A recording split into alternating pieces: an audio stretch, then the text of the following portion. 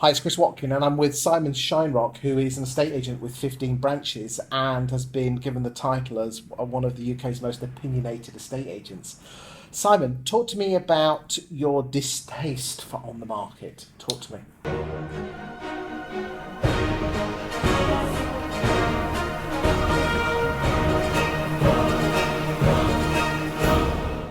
So when On the Market first came on the scene, I spoke to Ian Springett, and he explained his strategy, which was to target Zoopla first to get to number two, and then target Rightmove, which I thought was a very bad strategy.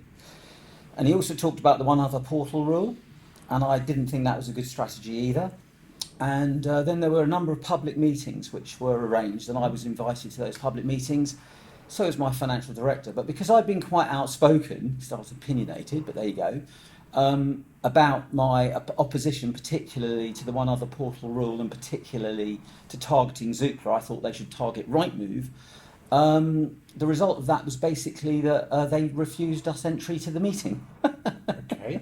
And that kind of, focused my mind. And given that I was asked to write features for Estate Agent Today, I wrote several features criticising On the Market. Okay. In essence, what were those criticisms? Well, I mean, again, very fundamental ones. I felt that the idea of refusing online agents, for example, and not allowing them to list, I felt that restricting small portals and saying, okay, you know, unless you're with us or and one other big one, it's no good. I thought that was very, very unfair. And I felt that the targeting of Zoopla, as opposed to Rightmove, I felt would make Rightmove stronger, and it did. And so I constantly rehearsed those themes, really. Okay. Simple ones. Do you think it was right for them to go and demutualise and go public? I think that for survival purposes, they had no real other choice because their strategy had effectively failed.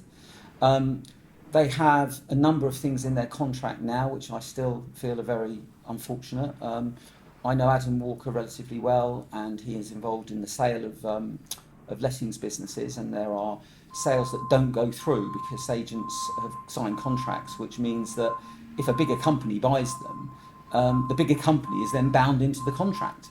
So effectively, if you had 100 branches and you bought one small agent that signed up on the market for 5 years, you could end up having to pay full price, for 100 branches. So you're telling me that those agents who have an on-the-market 5-year contract are almost having a hand tie. They're almost disabling themselves by not being able to sell their business. Well, that's what. Yeah, Adam has had sales that have fallen through for precisely that reason. Apparently, yeah. Wow. Big deal. So what would you do differently? What if I were on the market? I don't think there's anything wrong with a bunch of agents coming up with an idea and actually working together on it. I mean, there's numerous examples. I mean, let's roll the clock back to day one. What would you talk? Let's talk about what you would have done differently from day one, and then what you would do from today, which is summer of 2019. That's different. Okay, that's quite a hard question actually, Chris, because I'm not That's why I'm really. here. Yeah. Assuming I had that much support and I wanted to do it, I probably would have accelerated this idea of exclusivity. I probably would have started with that right from the word go. I'm talking about exclusive listings. Yes.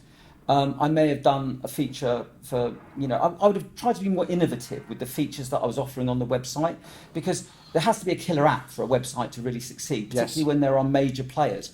And I wouldn't have felt comfortable in throwing money down the drain. Okay, so I think probably what I would have done is I'd have tried to have some unique features.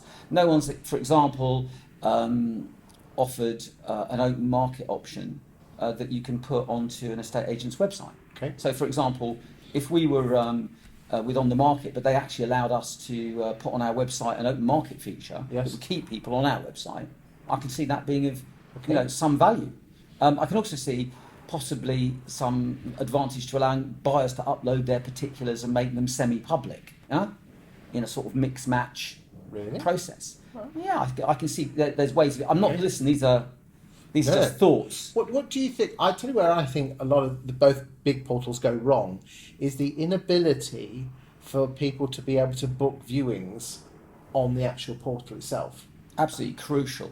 And I cannot understand why Airbnb does this and why, it's taken such a long time for major portals to do such a what appears to be a fundamental and simple thing. I mean, if you think about it, the portals have not really changed in 15 years, have they? No, and I think there's some sense in saying if it's not broke, don't fix it. I think that the force behind Zoopla has been for change. I actually believe they were a kind of white knight for the industry, and that's one of the reasons I hated the idea of them being attacked. When I knew that Alex Chesterman was a really creative businessman. He had fantastic plans for his portal, and there was this massive beast, which is this behemoth, in Rightmove, who agents have been criticising so much for so long, were so fed up with it, and yet there was this white knight emerging, and what did they do? They attacked it. How crazy is that? And now, luckily, it's still there and it's still making some progress. But in a way, what's happened is that on the market, copied old ideas, didn't bring them forward in any way, okay, and tried to gain market share by what I would call restrictive means. Okay.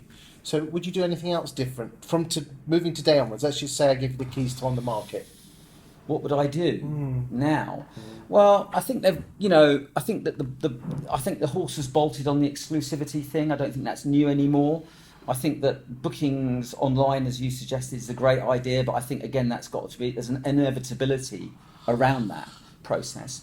I think if they were to link up social media in a really, really interesting way, and to sort of take a lead on that, Yeah, almost. Yeah, because I think the only fear Rightmove have is Facebook, and if there's plenty of agents that have actually ditched Rightmove. But the thing is, the most important thing is this: when you look at old media and new media, the fundamental difference is that old media was like magnetism; it was a strong force, but it was localized.